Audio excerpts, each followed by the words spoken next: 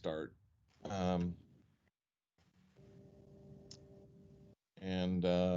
So we'll begin our work session for the Sherwood City Council for August 4th, 2020. Josh is filling in for Joe. So Josh, what's on our agenda? So we have an item on our agenda for the work session this evening to discuss emergency shelter responses regarding COVID-19. I was expecting to introduce Kim Marshall, who is the Executive Director of Homeless Connect, but she's not with us. Catherine, are you going to go ahead and take the lead on this presentation then? Sure. Yeah, I can do the start for Kim. So first, you want to go ahead and introduce yourself then for us? Sure. Yeah. I'm Catherine Gallion. I'm the Director of Family and Community Resources at Community Action. And I had the pleasure of working with a collaboration of folks during the severe weather shelter response. And we're here to talk with you all about that tonight. Thank you so much for having us. I have a PowerPoint, and I'll go ahead and pull it up so we can go through it together.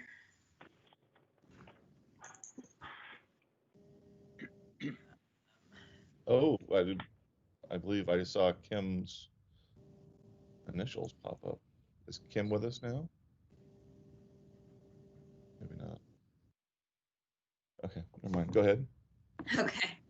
All right. So we're here to talk with you guys about the COVID-19 and the impact to the shelter program. Some of the challenges that we normally face getting people off the street, and then how that was impacted during COVID. We have a couple of stories that we want to share with you all, and we have some next steps and needs. And so if Kim is able to pop on at some point, I'm sure she will also share. But tonight with me, I have also Pat Rogers, who is the manager of Housing and Homeless Services at Community Action, and Mike Espig, who is a volunteer extraordinaire and has been an incredibly helpful and supportive community member through COVID, and worked with us and Washington County to help with the stand-up of the Comfort Inn respite shelter for COVID positive and symptomatic individuals. So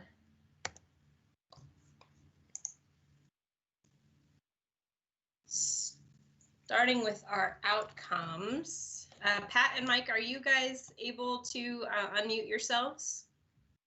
Yeah, yes, I'm unmuted. Great. I'm ready to go. Great. So because of the pandemic, many of us were able to come together through couple of different funding sources, and through a coordinated screening process, we were able to screen 291 adults experiencing homelessness during the 77-day period. 15 of the persons we screened or sheltered were veterans, and 66 persons had disabilities, and I'll be speaking a little bit about that later. In addition to that, setting up this coordinated centralized screening process, we were able to quickly open 3 congregate shelters, supporting 150 people over a 77-day period. So that was made possible with funding from Oregon Housing and Community Services. We were also able to take over a hotel in Hillsborough for quarantine purposes of COVID positive persons and asymptomatic people that were also screened or identified in hospital situations through our centralized process, or that were already being hospitalized or had seen a doctor somewhere.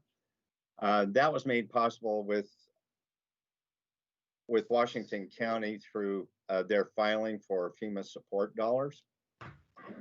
And then we are also, because we were able to have consistent contact with these 150 persons, we were able to house and put into permanent housing 13 people. It's easy to say that we likely wouldn't have been able to house those 13 people had we not had the shelter system set up, because that enabled consistent contact with those individuals to the extent that we could keep working and engaging with them and into a permanent housing situation. So over on the right-hand side of your screen, there's some demographic information. The total unduplicated number of people we screened were 291. Total number of households was 261, which means that about 30 households were couples instead of individuals. And then there were 66 persons with disabilities. And of those 66 persons, 60 of them were considered to be chronically homeless by HUD's definition, which is a subpopulation that we are trying to target in the county through outreach efforts and targeted housing plans. So chronically homeless is a specific definition that specifies that a person must have a disability and have been homeless, at least continuously homeless for a year, or homeless more than 3 times in 3 years, or more than 4 times in 3 years, somewhere in there. Additionally, there's some graphs that show some other demographic information. As far as age groups, the ages of the homeless persons we served were evenly distributed through each of the age categories. Youth under 18 are underrepresented, and people 18 to 24 are underrepresented because they typically do not access services in the same way that the older age groups have a habit of doing. Then you can see the breakdown by gender, predominantly male, but also a large number of females that are experiencing homelessness these days. That would have been much different in the past.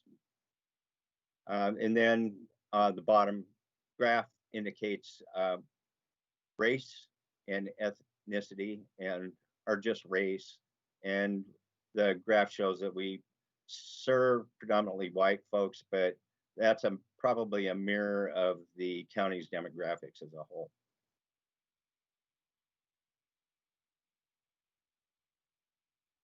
So before COVID, there were 8 faith-based and nonprofit shelters that were operating during the winter months. Each of them were open 1 to 2 nights per week, and that left sheltering gaps depending upon the location in the county or the day of the week.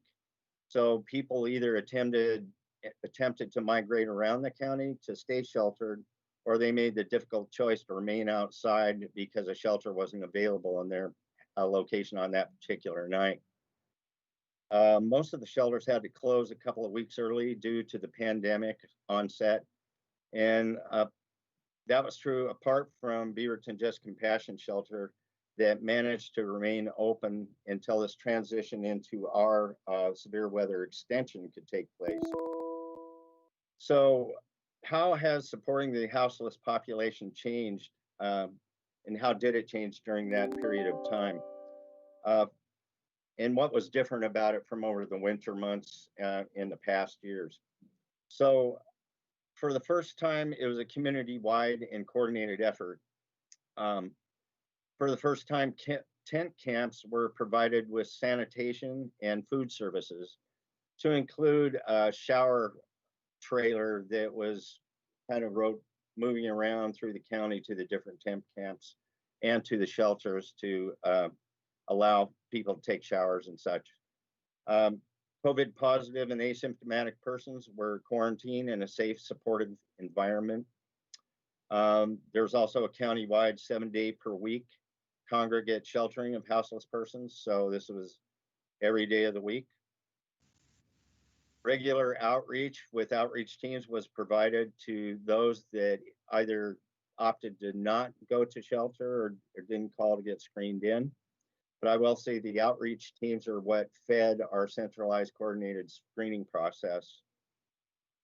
And all this was made possible by, as I said before, by additional shelter funding from Oregon Housing and Community Services, but the cities of Hillsborough and Beaverton also kicked in on that. This comprehensive plan and the flow into the system of homeless persons is demonstrated in the flow chart on the lower right-hand side of this screen. But it's also available in a clearer view in our severe weather shelter extension report that I think you guys also received. So with that, we'll go to the next slide. So there is a lot more information and data in that full report, and I'm hopeful that you guys have all had the chance to read it. If you haven't, please feel free to do so and contact us with any additional questions you have at the end of the evening. Generally, when we're working with homeless households, they face barriers to exiting homelessness and entering housing, including instability, moving around from place to place, not being able to stay in any location long enough to be set up, wondering when they're going to be asked to move along, and spending time and energy finding places where it's safe to sleep. And then in the severe weather shelter system, normally they are moving from city to city to access shelter on a given night. So you can imagine for someone who maybe has a job in Sherwood, if shelter is only available one night a week in that area of the county, and they're having to figure out how to get from, say, Forest Grove to Sherwood for work a couple of days a week, that presents a challenge. There's also sporadic access to communication. So especially during COVID, when everything went to phone-based or online-based, and libraries were closed, people were completely reliant on access to a telephone or internet to receive any sort of services. And for a person who is homeless and unsheltered, having regular access to a phone that works, that is charged, and that actually has service is a challenge. And so it's very difficult to stay connected to any providers for any kind of consistent periods of time. Phones get lost, they get wet, they get broken. It's a serious challenge. And then health and mental health challenges that exist in the community and are oftentimes exacerbated by being unsheltered, and the environmental stressors of, not having a safe place to sleep, not being able to sleep through the night because you're afraid to fall all the way asleep, afraid that you might get attacked or your things might get stolen, or it's just it's hard to get comfortable when you're sleeping outside. And then even in a shelter setting, it can be a challenge for folks who are trying to make progress on a mental health or substance abuse treatment plan when they're surrounded by others who are experiencing the same trauma at the same time. It's difficult to continue to make progress due to those environmental stressors. And so what we find is that the housing first advocacy is important. The housing first model is the ideal model. It works for folks. Shelter is a necessary step for many people, but it is a means to an end and not an end in and of itself. Getting people into housing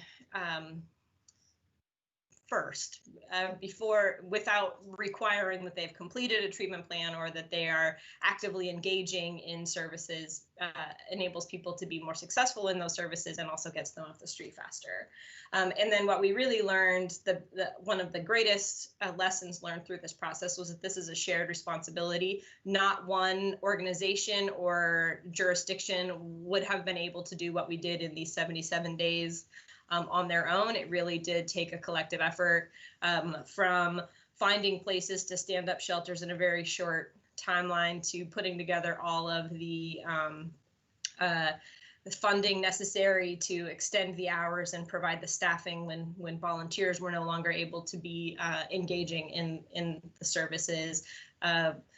figuring out how to make sure everybody had masks and gloves and thermometers to check for symptoms as people were entering the shelter each evening. It really did take everybody, and there was a tremendous amount of collaboration that went into making this successful. And then this is also not new, but part of why having that sustained contact with a group of folks made this process more successful was because of the complicated web of touch points that each individual household is experiencing. Their causes of homelessness are different, and the responses are different for each family. And each individual situation involves a wide range of different systems and structures and organizations that people need to interact with on a daily basis just to continue to make steps. And we have a couple of stories that we'll share with you tonight that really exemplify that.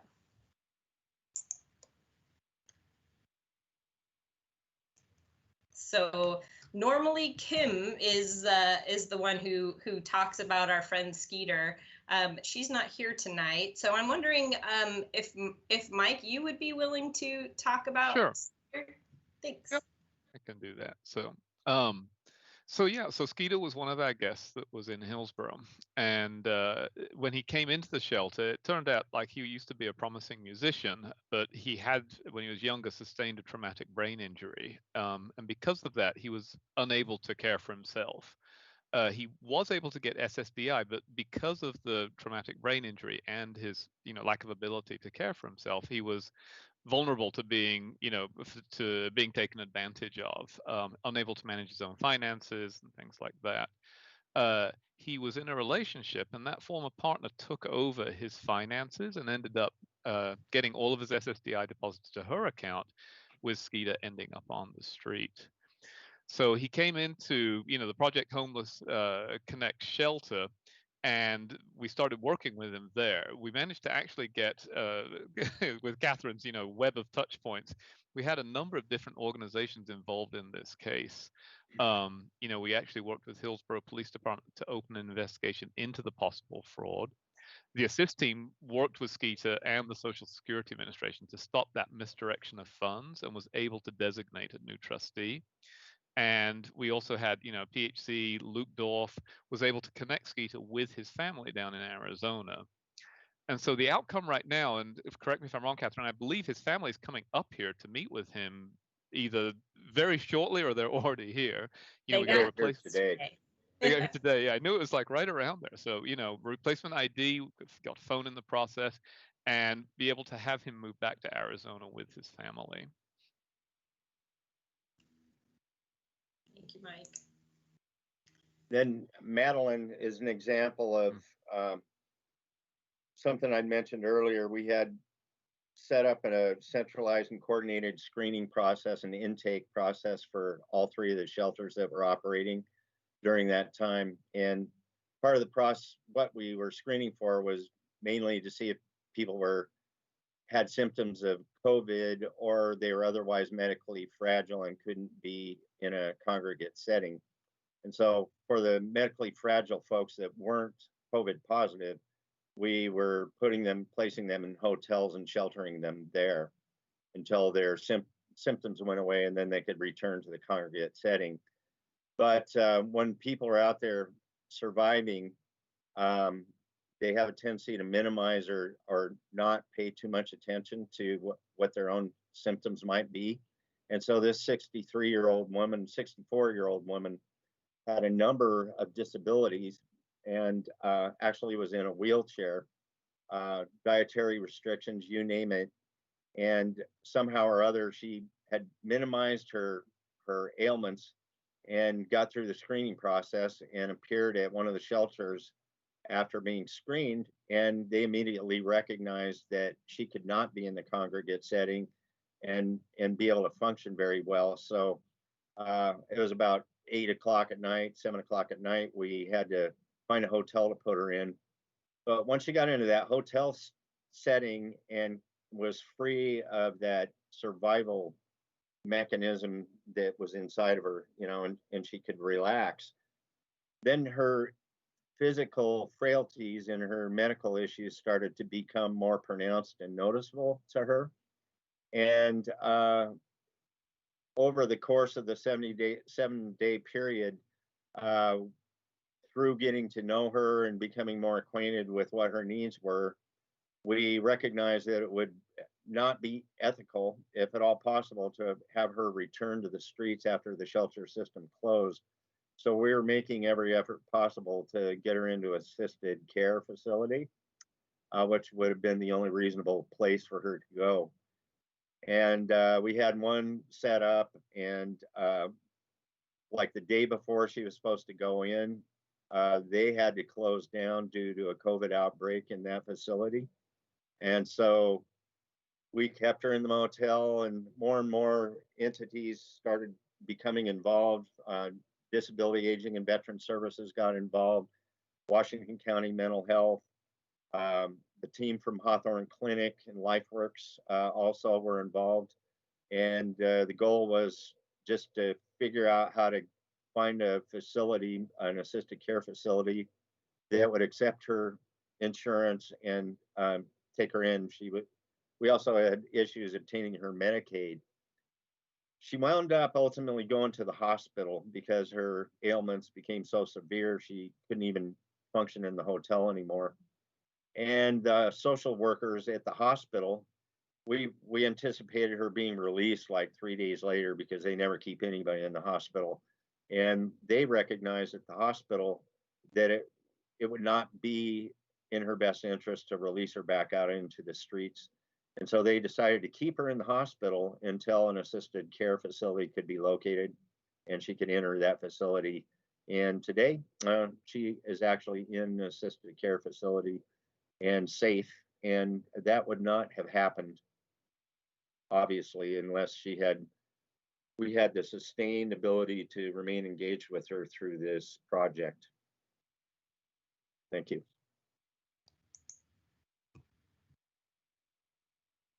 Okay, so I'm actually really excited to be here today, and I appreciate you guys letting us present. I actually, with Bobby Fallon, managed the Sherwood homeless shelter, which used to be on Sunday nights over at St. Francis. So it's kind of my home team here. So you can see from all these stories why I volunteer, and the people that have presented today, that's their jobs. I have a day job and I do this part-time. These guys have dedicated their lives to it, so they are the real heroes. What we do is first and foremost a life-saving effort. We're getting people off the street during the coldest months of the year. And as Catherine said, we've been operating as kind of a one-night-a-week shelter where we're shuttling people around Washington County. But we can't do that this year. The pandemic won't let us do that. We have to be able to track and trace. And we really want to have a coordinated, localized shelter that serves your homeless population so that we can keep Sherwood, Tualatin, and Tigard, those homeless people, and we know them because they come to the shelter every Sunday night, and we know where they live. We want to be able to serve them locally so that they can have jobs at the 7-Eleven or at over at Sherry's. And so we've shown that we can pull together and we can transform the way we do things to not only save lives, but also benefit the community. Those stories you heard where we're getting people into housing, we're getting people off of the street. So, tonight we're really just asking for your goodwill and your support to help make this a reality. We have to start now with preparations for this winter season, supporting the shelters in a coordinated manner that allows us to do that required monitoring and tracking. And for those unsheltered, supporting street outreach, day centers, other harm reduction efforts that affords us the opportunity to keep that contact with them whilst they're on the street and to bring them into services and rehousing. As you probably know, one of the biggest challenges we face is siting challenges ahead of this. And, I work with Annette, we were working on the Comfort Inn, finding those sites, not only in an emergency setting, right? The pandemic really, kind of caught us by surprise when we were trying to find these shelters we could open up.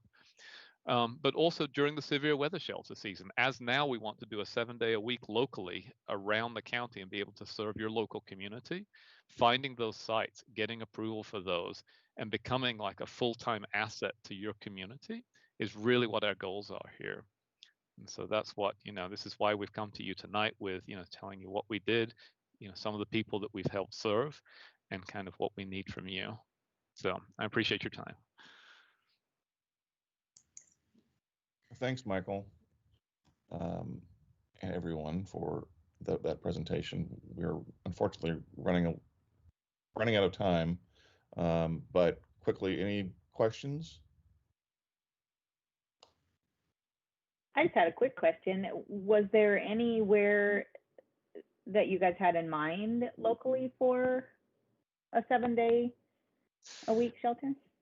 Yeah, so for the South County, right, we're working across the shelters we've had with Calvin Presbyterian, St. Anthony's, Rolling Hills. There are 2 sites that we're looking at currently.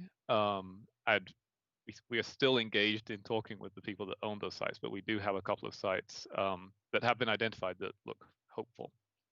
Okay. Great. Thanks for all the information. Yeah, I appreciate everything you're doing. Yeah, we're also open to suggestions. we found out very quickly that that siting was hard, and even when we had funding and providers and willing property owners to engage, there were oftentimes things that came up and got in the way as well. So a broad list is helpful. So if you are aware of any facilities, or the city has any facilities that you think would be a good fit, I think we would be open to entertaining those suggestions as well. Awesome. We'll all put our thinking caps on and share ideas and route those back to you guys. Thank you. Thank you again, everyone. Unfortunately, we are out of time, and we're going to adjourn the work session and take 3 minutes, and we'll start our city